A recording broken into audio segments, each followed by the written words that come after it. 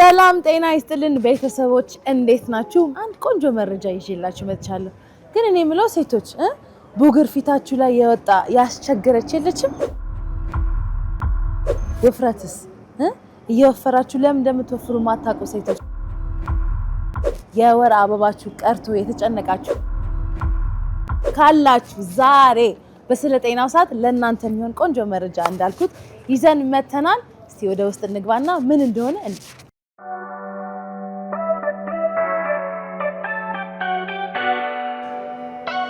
ሰላም ጤና ይስጥልን። ጤና ይስጥልኝ ጥበብ፣ እንኳን ደህና መጣሽ። እንኳን ደህና ቆየህ። እንኳን በሰላም ወደ ልቡ የእናቶችና የህፃናት ሕክምና ማዕከል በሰላም መጣሽ። እንኳን በሰላም ቆያችሁ። ዛሬ ስለ ፒሲኦኤስ ለማወቅ ነበር የመጣሁት ዶክተር።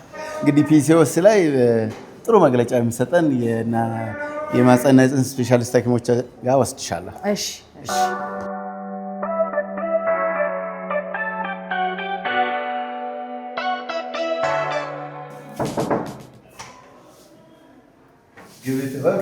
እንግዲህ ከዶክተር ፍቅር ጋር አስተዋውቅሻለሁ። ዶክተር ፍቅር የልቡ የእናቶች የህፃናትና የውስጥ ደዌ ሕክምና ማዕከል የማህፀንና ፅንስ ስፔሻሊስት ነች። ጥሩ ቆይታ እንደሚሆንላችሁ ተስፋ አደርጋለሁ። ሰላም፣ ዶክተር ፍቅር እባላለሁ። ጥበብ እንኳን ሰላም መጣሽ። እባክሽን አረፍ በይ። ወይኔ ይቅርታ፣ እንደ ቤቴ ስለማይሆን ሴት እንግዳ የለውም ይባላል። ዶክተር ፍቅር እንግዲህ እስኪ አንድ ግንዛቤ የሚያስፈልገውን ሀሳብ እንድታስረጅን ለእኔም ለሚያዩንም ሰዎች ምን እንደሆነ ለምን እንደሚያጠቃን እናነሳለን። ፒሲኦኤስ ፖሊሲስቲክ ኦቫሪያን ሲንድሮም አይደል የሚባለው? ምን እንደሆነ ከሱ ምን እንቀጥላለን። ዛሬ ይዛችሁት የመጣችሁት ርዕስ ፖሊሲስቲክ ኦቫሪያን ሲንድሮም የሚባለው ርዕስ በጣም አንደር ዲያግኖስድ የሆነ ብዙ ጊዜ ሴቶች በዚህ ችግር እየተሰቃዩ ግን ችግራቸው ሳይታወቅላቸው ለረዥም ጊዜ የሚቆዩት እንደውም በዚህ ችግር የተጠቁ ሴቶች 70% የሚሆኑት ችግራቸው ይሄ እንደሆነ ሳይታወቅላቸው ይቆያሉ ተብለው ነው የሚታመነው። እና ይሄን ችግር እንደ መወያያ ርዕስ ይዘሽ ስለመጣሽ በጣም ደስ ብሎኛል። ስለ ፒሲኦኤስ ስናወራ ፒሲኦኤስ አንድ ችግር አይደለም፣ አንድ በሽታ አይደለም። በሰውነታችን ሙሉ የሰውነታችን ክፍሎች ሊያጠቃ የሚችል ችግር ነው። ነገር ግን ይሄን ነገር የሚነሳው ከእንቁላል ማፍሪያ እጢዎቻችን በሚመረቱ ሆርሞኖች ምክንያት ነው። እንግዲህ እነዚህ ሆርሞኖች በዋናነት የወንድ ሆርሞኖች ናቸው። በሴቶች አካል ላይ ይኖራሉ በተወሰነ መጠን። ነገር ግን በጣም በብዛት ሲመረቱ የሚፈጠር ችግር ነው ማለት ነው። ይሄ የወንዶች ሆርሞን በተለያዩ የሰውነታችን ክፍሎች ቆዳችን ሳይቀር፣ ልባችን ሳይቀር፣ አጥንቶቻችን ሳይቀሩ፣ ጡንቻዎቻችን ሳይቀሩ በሁሉም በሚባል ደረጃ የሰውነታችን ክፍል እየሄዱ ሲስተማችንን ያዛቡታል ማለት ነው። ስለዚህ በዋናነት ይሄ ፖሊሲስቲክ ኦቫሪያን ሲንድሮም የሆርሞን ችግርና የምግብ ስርዓት የተመገብነው ምግብ ስርዓቱን ጠብቆ ባላንሱን ጠብቆ እንዳይሄድ የሚያደርግ ችግር ነው ማለት ነው። በጣም አሪፍ። ሰው እጢዎች ይፈጠራሉ ማለት ነው የእንቁላል ቱቦአችን ላይ። ግን ምን ሰማው መሰለሽ ዶክተር፣ አንዳንድ ፒሲኦኤስ ያላቸው ሴቶች እጢ ላይኖርባቸው ይችላል አይደል? እስቲ እሱን ትንሽ ኤክስፕሌን አድርጊልኝ። በጣም ጥሩ ነገር ነው ዘሽ የመጣሽ። እንግዲህ አንድ ሴት ፒሲኦኤስ አለባት ለማለት ቢያንስ 3 መሰረታዊ የሆኑ ነገሮችን እንፈልጋለን። ከነዚህ ከ3ቱ ውጭ 2ቱ ከተሟሉ ይችን ሴት ፒሲኦኤስ አለባት ብለን ማለት እንችላለን። እንግዲህ የመጀመሪያው እንዳልሽው ይሄ እንቁላል ማፍሪያዎች ውስጥ በአልትራሳውንድ በምናይበት ጊዜ 20 የሚሆኑ እጢዎች ሲኖሩ፣ ትንንሽ እጢዎች፣ እነዚህ እጢዎች ሌላ ቦታ የምናያቸው አይነት እጢዎች አይደሉም። የእንቁላል ናቸው። ግን እድገታቸው ኖርማሊ ታስረው ከነበሩበት አረስት ሆኖበት ከነበረበት ደረጃቸው ከፍ ብለው ነገር ግን ደግሞ ለውጻት ወይም ኦቪሌሽን የሚባለው ደረጃም አይደርሱም። መሀል ላይ ነው የሚቆሙት ማለት ነው። በጣም ብዙ ናቸው። በአንዱ የእንቁላል ማፍሪያ ራሱ 20 ልናይ እንችላለን። ወይንም ደምረን ደግሞ የእንቁላል ማፍሪያውን ስንለካው ከ10 ሚሊሜትር በላይ የሚሆን ከሆነ አንዱ የዲያግኖስ የምናደርግበት ክራይቴሪያ ነው ማለት ነው። ሁለተኛው የሆርሞኖች መጠን መጀመሪያ ቀደም ብዬ እንደገለጽኩት እነዚህ የወንዶች ሆርሞን በተለይ ቴስቴስትሮን የሚባለው እና አንድሮስቴኒዳይን የሚባሉ የወንድ ሆርሞኖች አሉ። እነሱን በመለካት እናውቀዋለን ማለት ነው። በሶስተኛ ደረጃ ደግሞ በምልክቶች ብዙ አይነት ምልክቶች አሉ። የመጀመሪያዎቹ ምልክቶች የወር አበባ መዛባት ነው። ከልጅነታቸው ጀምሮ የወር አበባ ከጀመሩ ጀምሮ የወር አበባ እስከሚያቆሙ ድረስ ሊሄድ የሚችል ምክንያቱ ያልታወቀ የወር አበባ መዛባት ከዛም ጋር ተያይዞ ደግሞ መፀነስ አለመቻል፣ ማርገዝ አለመቻል ሊከሰትባቸው ይችላል ማለት ነው። ከዚህም በተጨማሪ ሌላ ቆዳችን ላይ ልናያቸው የምንችላቸው ምልክቶች አሉ። ለምሳሌ ባልተገባ ሴቶች ላይ በማይገባ ወይም ሴቶች ላይ በማይፈለግ ቦታዎች ላይ ለምሳሌ እዚህ ጉንጭ፣ አገጫቸው አካባቢ፣ ከንፈራቸው የፂም ነገር መበቀል ሊሆን ይችላል። ምንም አይነት ሕክምና ቢያደርጉ የማይመለስ አይነት የብጉር መውጣት። ብዙ ጊዜ እንግዲህ ብጉር ሴቶች የወር አበባ በጀመሩባቸው ጊዜያት የተለመደ ነገር ነው። የዚህ ግን በፖሊሲስቲክ ኦቫሪያን ሲንድረም የሚጠቁ ሴቶች ግን ይሄ ነገር ከዚህ ከአዶለሰንስ እድሜያቸውም አልፎ ለረዥም ጊዜ የሚቆይና በምንም አይነት መድኃኒቶች ቢታከሙት ራሱ ሊድን የማይችል የብጉር አይነት ያጋጥማቸዋል ማለት ነው። ከዛ በተጨማሪ የፀጉር መሳሳት በተለይ የመሀል ራሳቸውን አፌክት የሚያደርግ የፀጉር መሳሳት ይታይባቸዋል ማለት ነው። ከዛም በተጨማሪ አንዳንድ ሴቶች ላይ ይሄ የአንገት ላይ እንደገና ብብታቸው ላይ መገጣጠሚያዎቻቸው አካባቢ የሚታይ የቆዳ መደደር አካንቶሲስ ነግሪካንስ ይባላል በሕክምና አጠራሩ። የቆዳ መደደርና መጥቆር ይታይባቸዋል ማለት ነው። ስለዚህ ይሄን ነገር ምንድነው ያመጣሁት? የግድ እነዚህ እንቁላሎች ብዙ እንቁላል ባይኖሩም ሁለቱ የኬሚካሉ ማለት ነው በሰውነታቸው ውስጥ የሚገኘው የሆርሞን ብዛትና እነዚህ ምልክቶች ከታዩም ፖሊሲስቲክ ኦቫሪያን ሲንድሮምን አለ ማለት እንችላለን ማለት ነው። የግድ እነዛ 20 እንቁላሎች ላያስፈልጉን ይችላሉ ማለት ነው። የሆርሞን መዛባት ውስጥ ካለ ድረስ አለ ብለን ዲያግኖስ ማድረግ እንችላለን፣ ወይም አንድ ሴት ይሄ ችግር አለባት ማለት እንችላለን ማለት ነው። የወር አበባችን አንዳንድ ሴቶች ሲዘነጋብን ወይ ሳይመጣ በቀኑ ወይ ስትሬስ ሊሆን ይችላል፣ ተጨናንቄ ነው ብለን እናስባለን እና ችላ ብለን እናልፈዋለን። ስንት ቀን ካለፈ በኋላ ነው ስጋት ሊገባ የሚገባው ወይ ወደ ሆስፒታል መምጣት ያለብን ብለሽ ታስቢያለሽ? እሺ እንግዲህ ስለ ወር አበባ ካነሳን የወር አበባ እርዝማኔ አለ። ረዥም ነው። ከ24 እስከ 35 ቀን ድረስ ቢቆይ ወይም በ24 ቢመጣ በ35 ቀኑ ዘግይቶ ቢመጣ እንደ ኖርማል ነው የምንቆጥረው። በአማካኝ ወደ 28 ቀን አካባቢ የሚባለው ማለት ነው በሱ ነው የምንጠብቀው። ወደ ፖሊሲስቲክ ኦቫሪያን ሲንድሮም ከመጣን ብዙ ጊዜ የዚህ ተጠቂዎች ወይም በፖሊሲስቲክ ኦቫሪያን ሲንድሮም ምክንያት የወር አበባ የሚዛባባቸው ሴቶች የሚያሳዩት የወር አበባ ዑደቱ ብዙ ጊዜ ለረዥም ጊዜ ይቆያል። ለወራት ከቆየ በኋላ 3 ወራትም 4 ወራትም 6 ወርም ቆይቶ የሚፈስ አይነት ነው። ችግሩ የውጻት ችግር ነው። ኦቪሌሽን የሚባለው ነገር አይከሰትም በሆርሞን መዛባት ምክንያት ማለት ነው። ስለዚህ እሱም ስለሚሆን ለረዥም ጊዜ የሚቆይ የወር አበባ ኢንፍሪኩዌንት የሚባል ማለት ነው የወር አበባ ዑደት ነው የሚኖራቸው። ቶሎ ቶሎ የሚመጣ አይሆንም። ብዙ ጊዜ ረዘም ያለ አይነት ይኖራቸዋል። ነገር ግን ሁሉም አይነት የወር አበባ መዛባቶች ሊከሰቱ ይችላሉ በፖሊሲስቲክ ኦቫሪያን ሲንድሮም። እሺ ፒሲኦኤስ የሚከሰተው በየትኛው እድሜ ክልል ውስጥ ላሉ ሴቶች ነው? እሺ እንግዲህ ፒሲኦኤስ በዋናነት በመውለድ ወይም ሪፕሮዳክቲቭ ኤጅ የምንለው ላይ ያሉ ሴቶች ችግር ነው። ነገር ግን ይሄ ችግር ሴቶች የወር አበባ ካቆሙ በኋላም የሚቀጥል ነው። ራሱን ቀይሮ ፎርሙን ቀይሮ ይሄ የሆርሞን መዛባትና የሜታቦሊዝም ችግር ከየወር አበባ ካቆሙ በኋላ ሊቀጥል የሚችል አይነት ነው። ምልክቶቹ መታየት የሚጀምሩበት በዚህ ሰዓት ነው እንጂ ኦልሞስት አንድ ሰው በእድሜው ይዞት የሚኖረው አይነት ችግር ነው ማለት እንችላለን። ኢትዮጵያ ውስጥ በፒሲኦኤስ የሚጠቁ ሴቶች እስከ ስንት ፐርሰንቴጅ አሉ? እንግዲህ ይሄ ፒሲኦኤስ እንደ ዓለም አቀፍ በየቦታው የተለያየ ቁጥር ቢኖረውም እንደ ዓለም አቀፍ ከ10 ሴቶች አንዷን ያጠቃል ተብሎ ነው የሚታመነው ማለት ነው። ወደ 10% አካባቢ ነው የሚጠቁ ሴቶች ማለት ነው።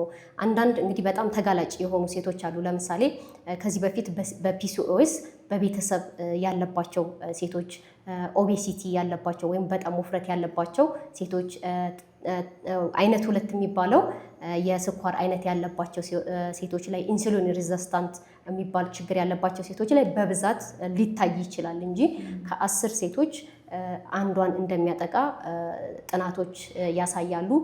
እንዲሁም ከዚህም በተጨማሪ ወንዶች ላይ ራሱ እነዚህ የሜታቦሊክ ችግሮች የሴት እህቶች እናቶቻቸው ላይ እንደዚህ ፒሲኦኤስ ካለ የእነዚህ ቅርብ ዘመዶች ወንዶች በዚህ ሜታቦሊክ ችግር ሊጠቁ እንደሚችሉ አዳዲስ ጥናቶችም ያሳያሉ ማለት ነው።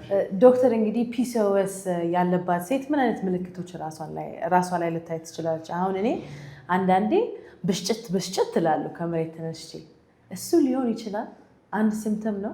እንግዲህ በፒሲኦኤስ የተጠቃች አንድ ሴት ልታሳያቸው የምትችላቸው ሙሉ ሰውነቷን ሙሉ ሊያጠቁ የሚችሉ ምልክቶችም አሉ በሙሉ ሰውነታችን። ቀደም ብዬ እንደገለጽኩልሽ እነሱ እንዳሉ ሆነው ነገር ግን በዚህ ጊዜ በተለይ ለረዥም ጊዜ በዚህ ችግር ሲጠቁ የቆዩና ሕክምና ተደጋጋሚ ሄደው በሽታቸው ሳይታወቅላቸው የቆየ ሰዎች ወደ ዲፕሬሽን ወደ አንዛይቲ የመግባት እድላቸው ከፍተኛ እንደሆነ ጥናቶች ያሳያሉ ማለት ነው። ምንድነው ሙዳቸው በጣም ላባይል መሆን እና እንደዚህ አሁን አንቺ እንዳልሽኝ የመነጫነጭ በጣም ወደ ዲፕሬሽን ውስጥ የመግባት ችግሮች ሊታዩባቸው ይችላሉ። ፒሲኦኤስ አካላዊም ጉዳት አለው፣ የስነ ልቦናም ጉዳት አለው ማለት ነው። እንደገለጽ ነው የአካላዊም የስነ ልቦናም ጉዳት አለው። ምክንያቱም ካለመውረድ ጋር ተያይዘው ከትዳር አጋሮቻቸው ጋር እንዲሁም በአካባቢያቸው ከሚኖሩ የማህበረሰብ ክፍሎች በሚመጣባቸው ጫና ምክንያት እንደዚህ ለትልቅ የስነ ልቦና ጉዳት ሊጋለጡ የሚችሉ ናቸው እና እንዳልሽው በአካላዊ ብቻ ሳይሆን ትልቅ የሆነ የስነ ልቦና እንዲሁም በኢኮኖሚም ቀውስ ሊያመጣ የሚችል ችግር ነው ማለት። ዶክተር በጣም ትክክል ነሽ። አሁን በእኔ አካባቢ በጣም እንደዚህ አይነት ችግሮች የሚያጋጥሟቸው ሴቶች አሉ፣ ፒሲኦኤስ ያላቸው ሴቶች አሉ እና አካባቢ በጣም ስነ ልቦናቸው ላይ በጣም ትልቅ ጉዳት ነው የሚያመጣው። እንዳልሽው ላይክ ቤት ሲገቡ የትዳር አጋራቸው ላይክ ይሄ ችግር ምንድን ነው የሚባል ነገር አለ እና ያንን ነገር አለማወቅና መኖር ለብቻው በጣም ትልቅ ስህተት ነው ብዬ አስባለሁ። ወደ መፍትሄው የሚያመጣን አትሊስት ማወቅ ነው ብዬ ነው የማስበው እና ሴቶቻችን እንዳይፈሩ እንደዚህ ድምፃቸውን አውጥተው ይሄ ነው ችግሬ ወይ ችግሬን ልወቅ ብለው መምጣት ያለባቸው ይመስለኛል። እስቲ ወደ ትሪትመንቶቹ ወይ ወደ መፍትሄዎቹ እንምጣ። ፒሲኦኤስ ያለባት ሴት ምን ማድረግ አለባት? ህክምናው ምን ይመስላል? ከህክምና ባሻገር ህይወቷ ላይ ለውጥ የምታመጣው ነገሮች አሉ እንደ ዳየት እንደ ኤክሰርሳይዝ ያስፈልጋል ወይ የሚለውን እስቲ ትንሽ እናውራ። እሺ እንግዲህ በዚህ ችግር የምትጠቃ ሴት መጀመሪያ እንደገለጽ ነው ዲያግኖስ መደረጉ ወይም መታወቁ በጣም ትልቅ ሪሊፍ ነው። ወደ ህክምና ስንመጣ እንደ ምልክቶቿ ህክምናዎችን እናደርጋለን ማለት ነው። ነገር ግን በተለይ ኪሎዋቸው ከፍ ያለ ሴቶች ላይ ላይፍ ስታይል ሞዲፊኬሽን ወይንም የተስተካከለ የኑሮ ዘይቤ መከተል። እንግዲህ የተስተካከለ የኑሮ ዘይቤ ስንል አንደኛ መጀመሪያ የጠቀስኩት የክብደት ወፍራም ከሆኑም ክብደታቸውን መቀነስ አለ።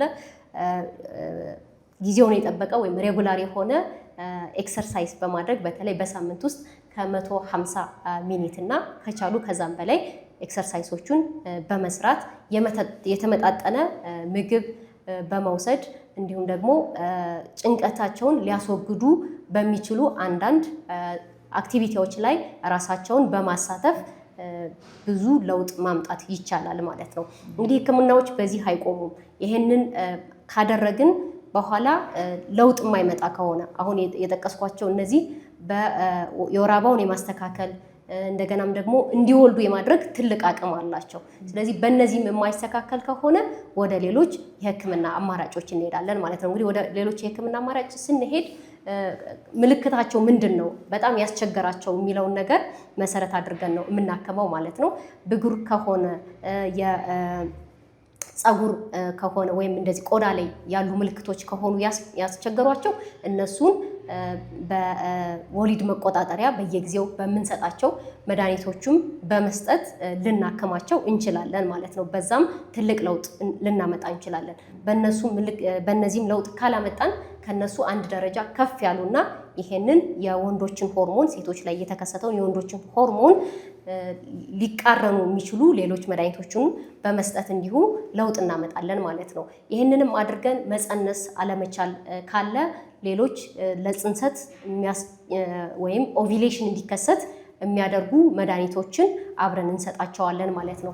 ኢንሱሊን ሬዚስታንስ የሚባል ችግር አብሮ ካለ ኢንሱሊን በሰውነታቸው ውስጥ ሴንሲቲቪቲውን እንዲጨምሩ የሚያደርጉ መድኃኒቶቹንም እንዲሁ አብረን እንሰጣለን ማለት ነው። እነዚህን ሁሉ ሰርተን መልስ የማይሰጥ ከሆነ በሰርጀሪ እነዚህን እጢዎቹ የመቀነስ ህክምና ሁሉ ልንሰራ እንችላለን ማለት ነው። በእነዚህም ሁሉ ለውጥ ልናመጣ እንችላለን። አንዳንዴ ሶሻል ሚዲያ ላይ ስናይ ስለ ፒሲኦኤስ የተሳሳተ መረጃዎች ይሰራጫሉ እና ከነሱ የሰማሽው ነገር አለ? እዚህ ጋር ክሊር አፕ ማድረግ የምትፈልጊው ነገር ካለ?